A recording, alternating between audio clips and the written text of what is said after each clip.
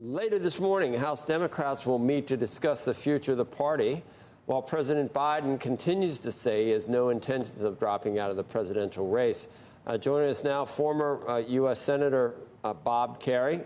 Senator, how are you? It's good to see you again. It's been a while. It has been too long. Been too long. You look good. Not sure how you actually want to start. I guess just what do you think is the right path forward for the Democratic Party and for President Biden right now?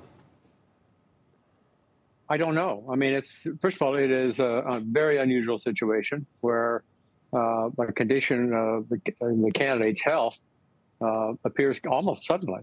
You know, the White House is saying there's no problem with him being old, and in North Carolina, right after the debate, he goes down and says, "Well, yeah, except I have trouble walking and I shuffle and I sometimes get confused." And so now there are some cognitive issues, and the question is, how comfortable are Democrats nominating somebody with those conditions, given the apparent vibrancy of the Trump body? So I think it's not an uncommon situation for a health problem to emerge, but in this particular case, an emergence is causing Democrats to say, is there a better candidate?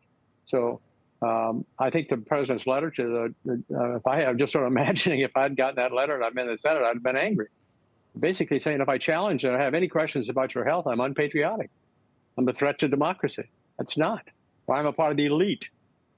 You know, I went to a proud graduate of the University of Nebraska. So please don't say that anybody that's questioning this is somehow on the wrong side or challenging people to go to the convention.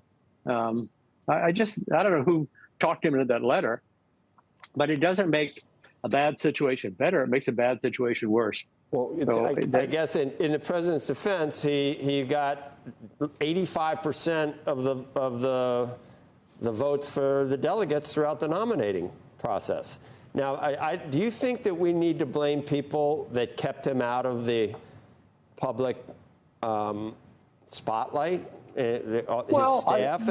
Because, I mean, this is not a total shock to people. I mean, an hour and a half doesn't change what we all saw, which was a different president, a different Joe Biden than he was 3 or 4 years ago, obviously. But it still hadn't gotten to the point where he didn't garner all those votes in the primary. And he was going to be, he wanted to run for re-election, and the Democratic Party gave him a clear path to being able to do that. So to just change their mind now because the polls aren't in his favor at this point, it just seems that's not the way it's supposed to work. But, Joe, it's not the polling data. Certainly the polling data will contribute.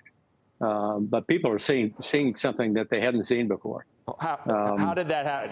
How is that? Okay, then we're back to. I don't know. He was kept out of the spotlight then. He was kept out of the spotlight by people. They didn't let him. Go ahead. No, I just haven't seen a debate. Normally, debates don't matter.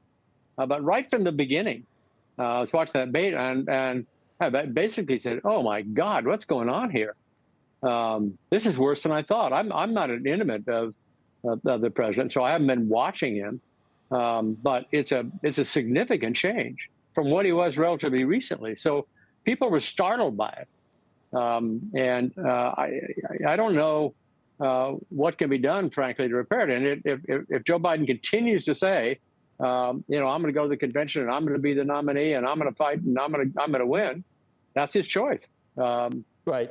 He can do that if he wants to.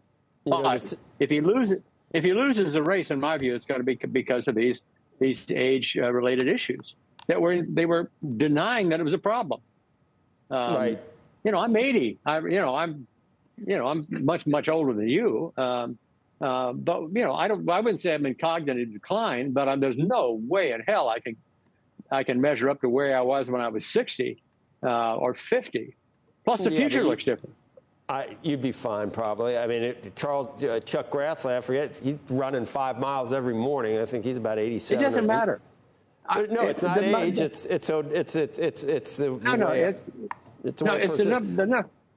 the number of miles that you're running don't matter. Well, no, but there are people that are 90 that are capable of. Not everybody who's 81 is like President Biden. I don't think you are either. I think you would have done fine in the debate.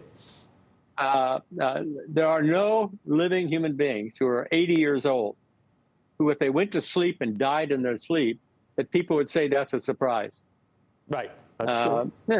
Yeah. That's true. Well, that can happen anytime, too. Well, let me ask you this. It can happen anytime. That's exactly right.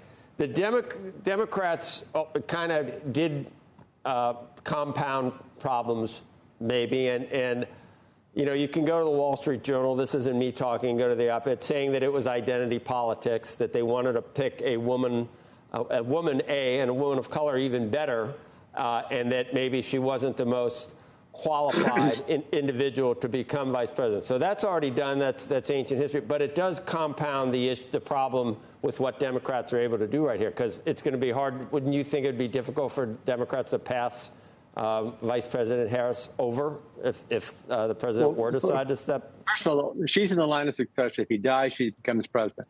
Right. But I don't believe the rules are in place to say if he decides he's going to get out of the race, that the vice presidential nominee becomes the presidential nominee. It's not a rule. There's no question you try being a Democrat and passing over Kamala Harris. I said that. I'm going to buy a popcorn machine to watch that, because that's going to be and of course non-alcoholic beer, because we're a new party now. Buttered popcorn, but non-alcoholic beer. No, that's going to be that would be a spectacle, Senator. You know your party. I mean, you're from Nebraska. That doesn't completely separate you from the coastal Democrats. What Democrats, I think, nationwide would object to is if the process, let's say that Biden decides, and it's up to him. It's not up to me.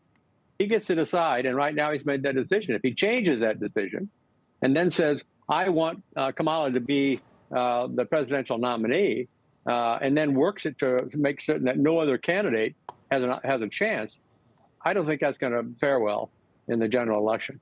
So it's a practical problem.